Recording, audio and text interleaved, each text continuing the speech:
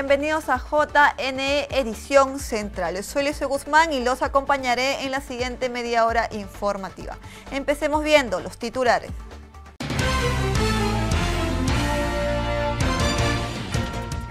Jurado Nacional de Elecciones considera inviable predictamen de Constitución sobre conformación de Sala Suprema Electoral.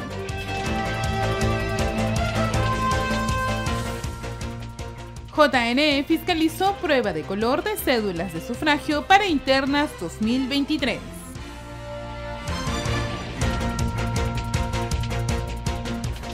Asimismo, la OMPE y el Jurado Nacional de Elecciones proponen aumentar multas para los que incumplan labor de miembros de mesa.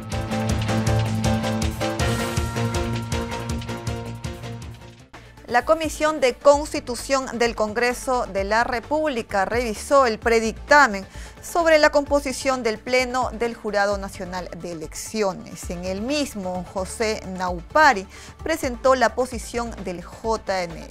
El señor señaló que resulta inviable que se constituyan salas electorales. Veamos. La Comisión de Constitución del Congreso de la República revisó el predictamen sobre la conformación del Pleno del JNE.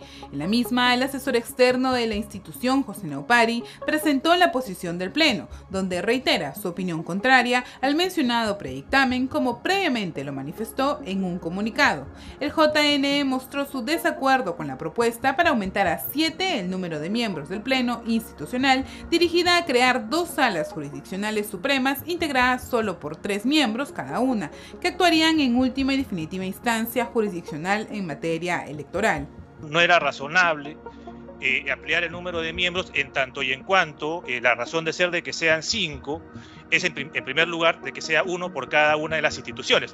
Por ejemplo, en la primera versión del proyecto de dictamen se planteaba que sean de 1 a 3 los representantes de los colegios de abogados del Perú, entonces lo que aludía al jurado de elecciones, y que ahora se está planteando para que sean 2 representantes de la Facultad de Derecho de las universidades públicas y 2 representantes de la Facultad de Derecho de las universidades privadas.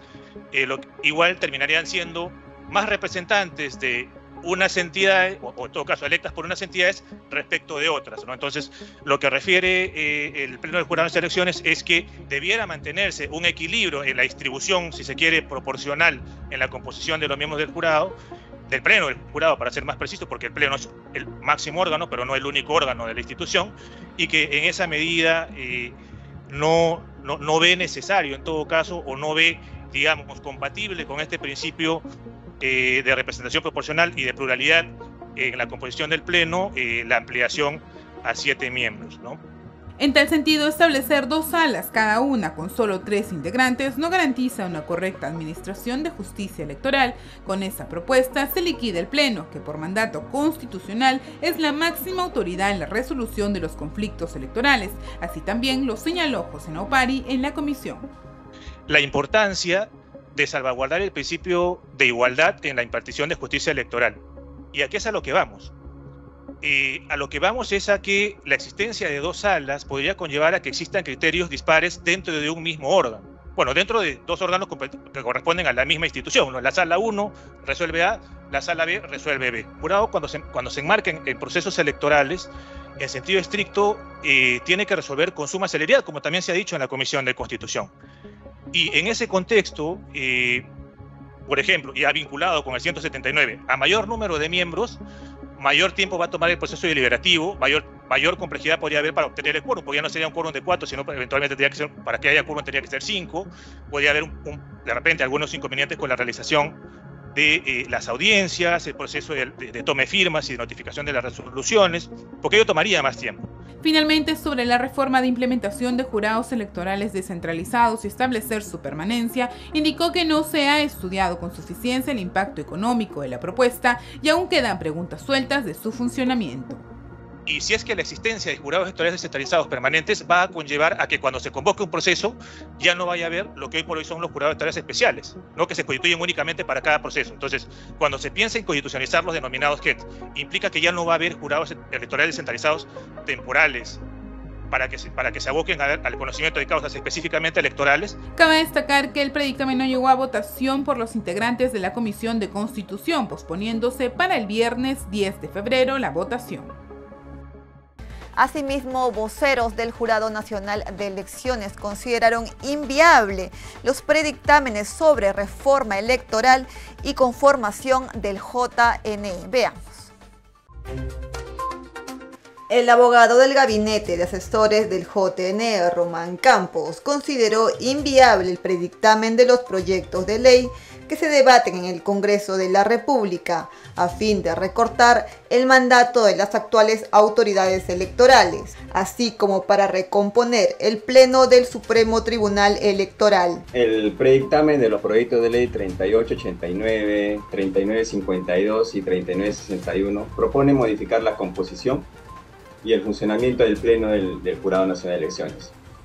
Una primera observación que tiene el Pleno del Jurado Nacional de Elecciones es en relación a la oportunidad de la reforma, dado que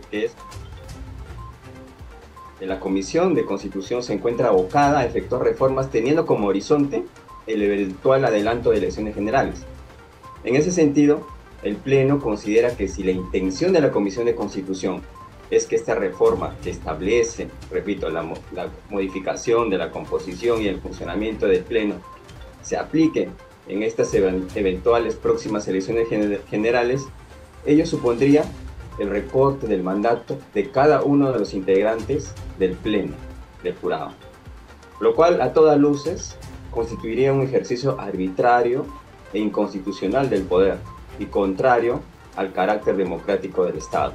Por su parte, el vocero de JNE, Luis Alberto Sánchez, mostró su desacuerdo con la propuesta para aumentar a 7 el número de miembros del Pleno Institucional y crear 2 salas jurisdiccionales, integrada por 3 miembros cada una, las mismas que actuarían en última y definitiva instancia en materia electoral. No se entiende cuál es la intención de que el presidente del JNE, que proviene de la Corte Suprema, ya no esté enfocado en la función jurisdiccional. El proyecto de ley no sustenta en qué beneficiaría esto en la función jurisdiccional del JNE. En segundo lugar, ¿por qué se rompería la actual conformación democrática y plural del Pleno? Es decir, tenemos instituciones que actualmente designan a sus representantes: el Poder Judicial, la Corte Suprema, la Junta de Fiscales Supremos, el Colegio de Abogados de Perú, universidades públicas y privadas. Cada uno eligen a un representante. No explica el proyecto de ley por qué ahora el Colegio de Abogados del Perú, que es una entidad, va a elegir a 3 representantes cuando los demás eligen unos cada uno. Entonces eso también llama la atención porque se rompe el equilibrio en la designación de cada representante. La OMPE propone la multa diferenciada a miembros de mesa titulares o suplentes que no acudan a ejercer su labor en el proceso electoral. La propuesta para reformar puntos de la Ley Orgánica de Elecciones fue expuesta ante la Comisión de Constitución del Congreso. El Jurado Nacional de Elecciones presentó la iniciativa que nace desde la OMPE, entre ellas que exista un incremento en las multas electorales a personas que residen en distritos calificados como no pobres y pobres no extremos.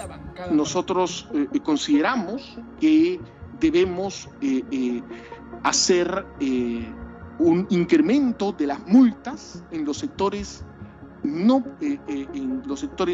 pobres y en los sectores no pobre extremo.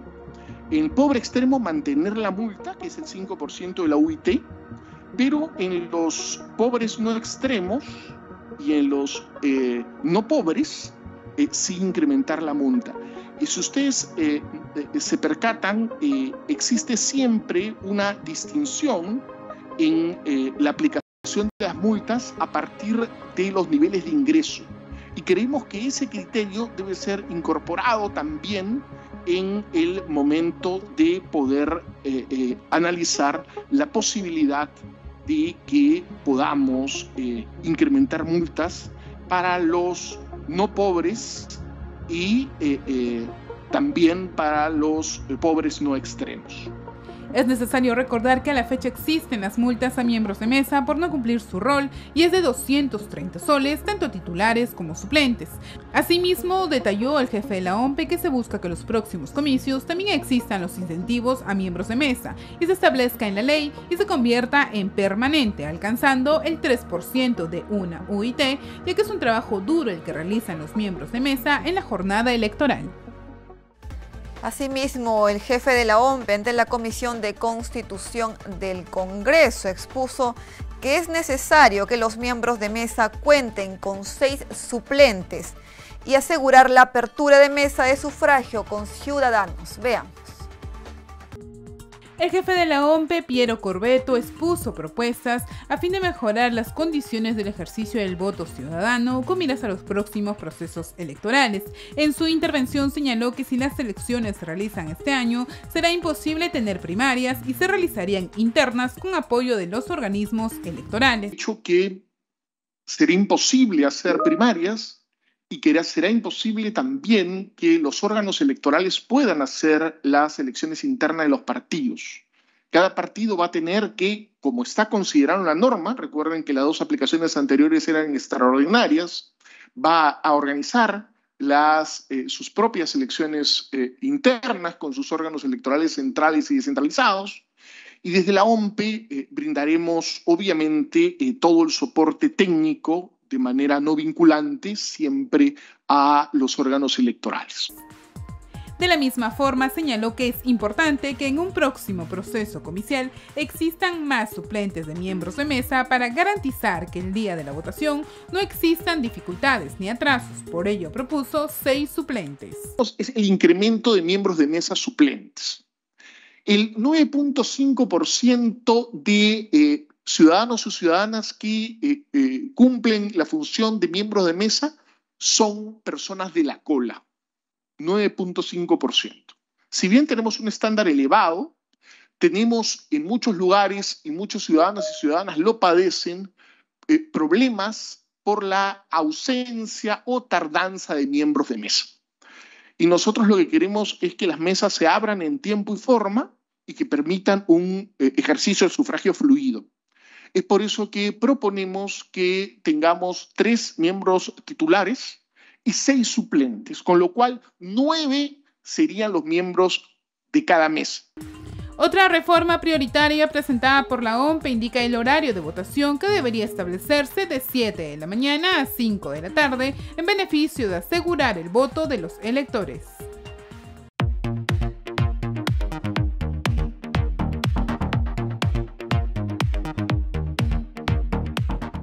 Y vamos a conversar acerca de un tema que aún nos tiene preocupados a todos los peruanos. Y es precisamente el adelanto de elecciones. Sobre ese tema vamos a conversar con el señor Jorge Jáuregui. Él es abogado constitucionalista y especialista en temas electorales. ¿Cómo está, señor Jáuregui? Bienvenido a JN Noticias. Dice muy buenos días, o buenas tardes, perdón. Un placer de saludarle, ¿no? Encantado, a sus órdenes. Encantado también de saludarlos a usted. Como sabemos, la semana pasada el Congreso de la República rechazó un nuevo proyecto de ley de la presidenta Dina Boluarte para adelantar las elecciones. En esta oportunidad, octubre del 2023. Ahora, según el reglamento del Congreso, ya no se puede presentar otra propuesta similar a la que ha sido rechazada hasta el próximo periodo anual de sesiones, es decir, hasta julio de este año. Entonces, ¿cómo considera usted este tema? ¿No es una página cerrada o hay alguna medida que aún permita viabilizar esta propuesta? ¿Cómo lo ve? Bueno, en principio hay que señalar de que el problema que se suscita hoy en el Perú es un problema de carácter político y no de carácter legal, en realidad.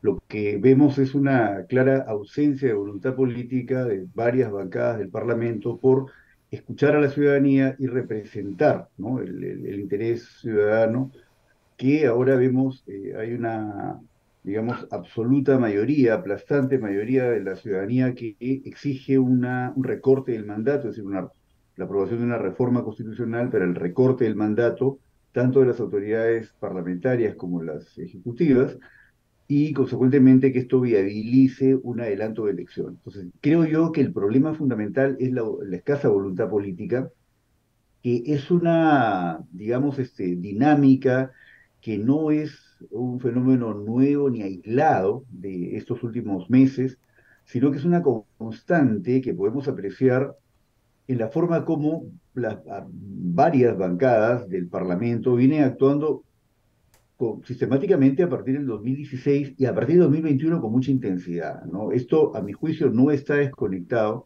de esta narrativa del fraude que sin ningún argumento, ¿no?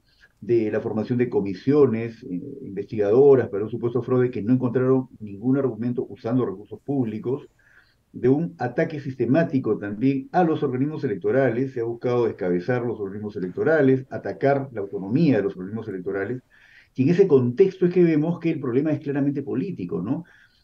Hay una discusión que siempre se tiene respecto a si los grupos de izquierda o los grupos de derecha representados en el Parlamento no logran acuerdo. Y tengo la sensación, además muy clara, ¿no? La perspectiva muy clara, que aquí en la discusión en el Perú no se agota entre izquierdas y derechas, sino entre unos sectores democráticos que son minoritarios en el espectro político formal y unos grupos de tendencias autoritarias, ¿no? Porque esto de desconocer resultados electorales, Claro, atacar sistemáticamente con violencia a las instituciones de la democracia, claro, digamos, en esa es misma una línea, claro, clara expresión de grupos que son de vocación autoritaria, ¿no? claro, en esa misma línea, el Congreso de la República ha presentado un predictamen, ¿no? Donde propone el recorte del mandato de las autoridades electorales. En este contexto que estamos aún del adelanto de elecciones, ¿qué opina usted? Me parece que es un absurdo. Si estamos en un escenario, digamos, político que exige un adelanto de elecciones, la última medida que se puede impulsar desde una lógica democrática es afectar de alguna forma la autonomía de los organismos electorales. Creo además con convicción que los organismos electorales peruanos son probablemente de las instituciones más sólidas y que han tenido mejor desempeño en nuestra democracia peruana, por lo menos en estos últimos 20 años. Las elecciones peruanas del año 2001 hacia el 2021 han sido reconocidas por la comunidad internacional como íntegras, ¿no? Han venido misiones de observación electoral de la Unión Europea, de los Estados Unidos, de los países de la Comunidad Andina, del UNASUR, y todas transversalmente han reconocido el carácter profesional, autónomo, tanto de la Oficina Nacional de Procesos Electorales como del Jurado Nacional de Elecciones. Entonces, creo yo que es un claro atentado contra el régimen democrático pretender socavar la autonomía de los organismos electorales y pretender someterles a través de este conjunto de prácticas. Entonces, el problema siempre gira en torno a una vocación claramente autoritaria de un conjunto importante de actores en el Parlamento, ¿no? Bien, Y lamentablemente esto se ve marcado, pues, además en este contexto con unas muy graves violaciones a los derechos humanos, ¿no? Que han sido materia de atención de la prensa, ¿no? El New York Times ha hecho una nota respecto a la situación en el Perú y la que se ha evidenciado que, por parte de la expresión de la canciller, que no existe evidencia, por ejemplo, que la protesta esté siendo financiada por grupos criminales. Con lo cual se ve además un intento por satanizar, ¿no? Y criminalizar la protesta en una dinámica que lamentablemente es propia de las autocracias, ¿no? asimismo, señor Jáuregui, la bancada del bloque magisterial sostuvo que el proyecto de adelanto de elecciones del Ejecutivo puede verse otra vez en esta legislatura, que como sabemos todos culmina el 10 de febrero. ¿Qué opina usted con respecto a esta propuesta? ¿No puede verse nuevamente? A mí me parece que es perfectamente posible. Hay un precedente además de esto, que este Parlamento ha asumido en otros casos. Y repito, yo lo que veo es una nula voluntad política por parte de buen número de congresistas, por Claro, parte tendría que ser de hecho el de 50 más debatir. 1, ¿verdad? Tendría que ser el 50 más 1 en el Pleno que se apruebe, de ahí pasaría a la Comisión de Constitución y nuevamente en el Pleno. Esa sería la dinámica, ¿no? Correcto, tendría que dictaminarse y digamos que con voluntad política esto puede, digamos, procesarse de esa manera, ¿no? Yo creo que en respuesta a su pregunta, es perfectamente posible que se pueda, de acá al 10, incluso con la posibilidad de una extensión, o sea, formalmente, si usted me pregunta desde el punto de vista formal, puede extenderse unos días adicionales la actual legislatura, con lo cual tendríamos la posibilidad de cerrar esta legislatura con un primer dictamen aprobado. Desde el punto de vista legal, formal, reglamentario, constitucional, eso es perfectamente posible. Ahora, insisto, lo que no se aprecia es una clara voluntad política de representar democráticamente, de escuchar lo que la ciudadanía está exigiendo y actuar en relación a esa voluntad ciudadana, ¿no? Ahora, tenemos precedentes de un rechazo compulsivo y continuo de un proyecto de ley en el Congreso. ¿Hay precedentes sobre ello? No íntegramente, ¿no? O sea, acá vemos que hay varios aspectos que, que Porque se ha recordemos que tratado, son ¿no? 4 los proyectos de ley que han sido rechazados hasta el momento. Correcto, con diferentes enfoques, con diferentes dinámicas, ¿no? Hay algunos Ajá. proyectos de ley, por ejemplo, esta figura que a mí me parece absolutamente absurda de pretender un adelanto de elecciones complementarias, extrayendo la figura de la elección complementaria que corresponde a una dinámica muy distinta, que es cuando el Poder Ejecutivo, y no nos olvidemos que el Perú, la ingeniería constitucional peruana, establece un régimen presidencialista, es decir, la figura presidencial es en torno a la que gira la estructura del sistema político, ¿no? Entonces, en el Perú, cuando el Poder Ejecutivo, en uso de su atribución constitucional, luego de la negación de en dos oportunidades de la confianza del gabinete, queda habilitado para la disolución del Parlamento, entonces en ese supuesto sí se puede ir a una elección complementaria para completar el mandato, pero esta situación que ahora se debate es muy distinta. Entonces, como usted verá, no estamos hablando de un proyecto de ley sobre Exacto. una materia, sino estamos hablando de varios proyectos de ley muy distintos uno de otro. Por lo tanto, el tema de una propuesta de elecciones adelantadas complementarias no tiene nada que ver con un proyecto que busque el adelanto de unas elecciones generales, que es lo que se estaba discutiendo. Incluso yo he podido ver por los medios de comunicación las opiniones del Jurado Nacional de Elecciones, las opiniones técnicas, de hasta dos opciones de elecciones adelantadas para unas elecciones generales, ¿no? Es decir, una con 230 días, ¿no?, de extensión entre la convocatoria y la jornada electoral, y otra posibilidad con 270 días. Me parece que ambas son muy razonables, me parece muy oportuna la propuesta del Jurado Nacional de Elecciones, además que tiene el conocimiento técnico de los tiempos que se requiere para cada acto electoral. Entonces, como usted verá, opciones hay. Lo que está faltando claramente es voluntad política, ¿no? Por parte de grupos políticos que claramente no tienen compromisos firmes con la democracia representativa, ¿no? Con un régimen democrático, y que lamentablemente nos están haciendo volver a una lógica autocrática Exacto. Y que justamente incluso, ahí quería que hacer incluso énfasis, ¿no? Con respecto a incluso parece peor que la de los 90, ¿no? O sea, en un periodo tan corto de tiempo, con tantas personas que han sido asesinadas, con unas violaciones tan intensas a los derechos humanos, es verdaderamente muy, muy alarmante esta situación. claro, los bloqueos en las calles, las protestas, las muertes, más de 50. Ahora, estos desacuerdos responden a una efervescente polarización política parlamentaria o lo ve como inmadurez, inexperiencia parlamentaria para concertar. ¿Qué es lo que opina usted? Yo creo que es expresión de una voluntad autoritaria, porque estos mismos actores políticos que ahora vemos involucrados en una suerte de boicot al avance de este proyecto de adelanto, de recorte del mandato de adelanto de elecciones, son los mismos grupos políticos que han perdido las últimas elecciones presidenciales, son los mismos grupos políticos que han, digamos, impulsado en la narrativa del fraude que ha sido rechazada por la comunidad internacional. Hay que decir que los países de la comunidad andina reconocieron, de América del Sur, reconocieron el carácter democrático de las últimas elecciones. La misión de expertos electorales de la Unión Europea reconoció la integridad del proceso electoral y reconoció, digamos, el carácter técnico, neutral de los organismos electorales, cumplieron su función.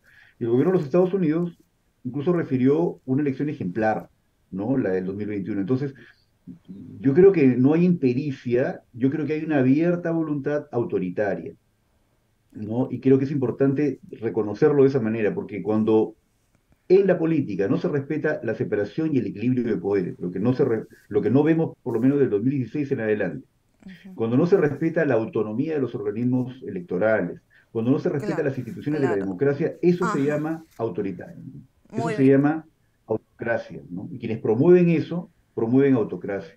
Entonces, yo creo que no hay un tema de impericia, hay una voluntad política ferozmente autoritaria, que no respeta la vida, que no respeta los derechos humanos y que es incapaz de tener una empatía mínima con el dolor de muchos peruanos, muchas familias que, sin realizar actos de violencia, sin realizar ningún tipo de protesta violenta, sino simplemente con reunirse pacíficamente en la calle, han recibido balazos, ¿no? Y han recibido esta terrible noticia de que familiares suyos han perdido la vida, ¿no? Claro, señor Jáuregui, me encantaría seguir conversando con usted, pero lamentablemente ya el tiempo nos ha ganado, sin duda. Hay mucho más que conversar con respecto a este tema del adelanto de elecciones. Muchísimas gracias por habernos acompañado el día de hoy. A usted, gracias por la invitación, un placer. Un placer, hasta otra oportunidad. Hemos conversado con el señor Jorge Jáuregui, abogado constitucionalista y especialista en temas electorales. Es momento de ir a una pausa y retornamos.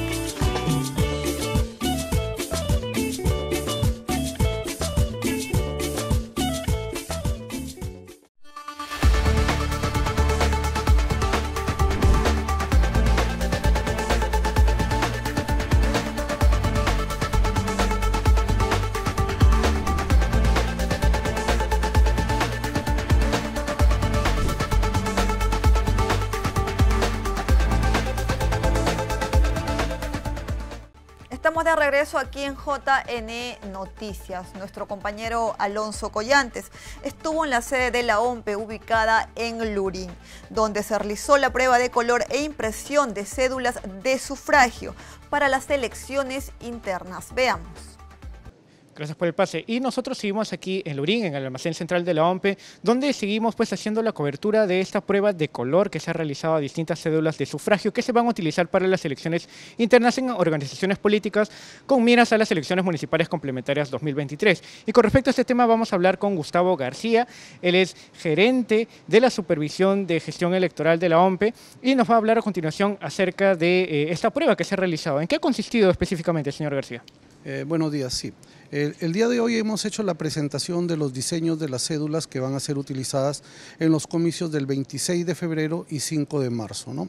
Los diseños han sido elaborados acá en la Gerencia de Gestión Electoral de acuerdo a la información que nos emite el Jurado Nacional de Elecciones a través del registro de organizaciones políticas. ¿Cuántas cédulas aproximadamente se van a imprimir con miras a estos comicios? Vamos a imprimir alrededor de 50.000 cédulas de acuerdo a la ficha técnica presentada con anterioridad. Son alrededor de 46.000 electores y estamos estimando más o menos un 10% de material de reserva. Ahora, ¿podría explicarnos también cuál es la distribución gráfica de las posiciones? Hemos visto, por ejemplo, los símbolos de las organizaciones políticas, códigos de barras. A ver si podemos también, si la cámara nos puede ayudar un poco enfocando también las cédulas de sufragio que se van a utilizar para estos comicios. Sí, bueno, la ficha técnica la leímos al inicio de esta presentación. La cédula tiene un ancho de unas medidas de 15 por 11 centímetros y han sido diseñadas en planos de 4, ¿sí? Ya han sido revisadas los símbolos, toda la litografía que va dentro, tanto al reverso como al anverso. ¿Habrá una nueva revisión de estas cédulas o próximamente? No, una vez que empezamos a imprimir se hace un control de calidad de cada una de las cédulas en impresión, pero esto ya no sufre ninguna modificación. Por último, quisiéramos que resalte también a la ciudadanía por qué es importante esta prueba de color para las cédulas de sufragio y también la presencia de otros organismos del sistema electoral como el Jurado Nacional de Elecciones y el RENIEC. Sí, bueno, en un acto de transparencia nosotros hacemos la presentación de esta cédula y también como para que los partidos políticos y los movimientos regionales registren su asistencia aquí y no tengamos problemas posteriores con respecto a los colores que ya se nos han presentado en el proceso anterior, ¿no? Entonces aquí ellos tienen la oportunidad de ver si el color que estamos nosotros imprimiendo es el color de su agrupación, a pesar de que el ROP nos da ya la ficha técnica de los símbolos, ¿no? Sin embargo, aquí tienen la última posibilidad de hacer observaciones al respecto y de repente poder modificar en algo el color. De acuerdo, muchas gracias. Bien, estas han sido las declaraciones de Gustavo García, gerente de gestión electoral de la OMP. Y el 17 de febrero se elegirán a los representantes de las facultades de Derecho ante el Jurado Nacional de Elecciones. El viernes 17 de febrero, las universidades privadas elegirán a un miembro titular y 2 suplentes que los representarán ante el Jurado Nacional de Elecciones. 26 decanos de las facultades de Derecho votarán de forma presencial, directa y secreta en un proceso organizado por la OMP. La jornada electoral iniciará a las 9 de la mañana, luego de la instalación de la única mesa de sufragio. El miembro titular será elegido por mayoría absoluta de los decanos asistentes. Los suplentes serán quienes obtengan la segunda y tercera mayor votación. Infórmate en www.gov.pe/OMP. El Poder Judicial ordenó al Congreso de la República suspender la elección del nuevo defensor del pueblo. A continuación, los detalles.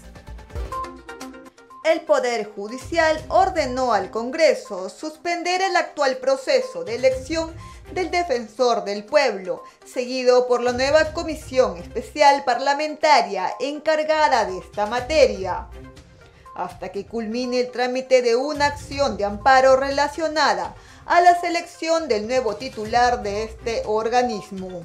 El juez constitucional John Paredes Salas adoptó esta decisión al acoger el pedido que hizo el sindicato de la Defensoría del Pueblo para que ampliara los alcances de la medida cautelar que emitió su despacho el pasado 8 de junio del año 2022, en la que determinó suspender este proceso de elección hasta que se resuelva el fondo de esta acción de amparo.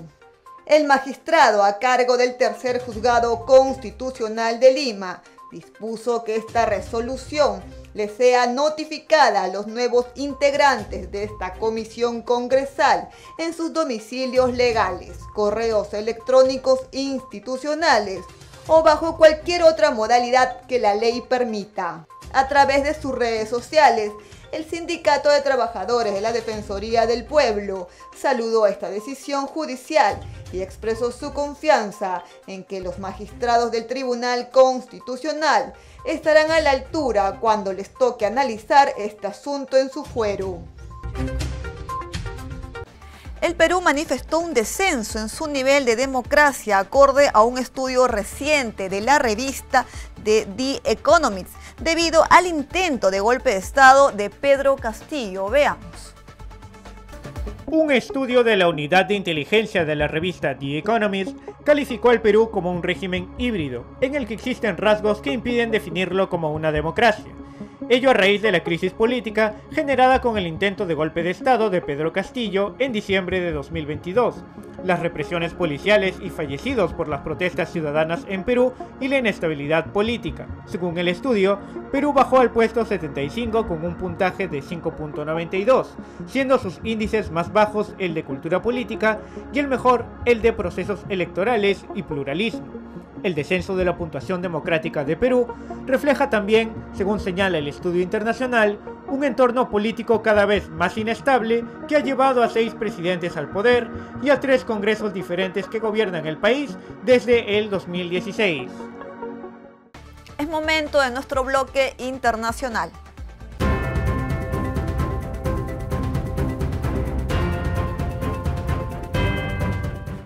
Y ahora le informamos que imágenes de drones mostraron la destrucción masiva en la provincia turca de Hatay tras el sismo de magnitud 7.8. Columnas de humo salían de los edificios derrumbados mientras trabajadores buscaban sobrevivientes. Veamos.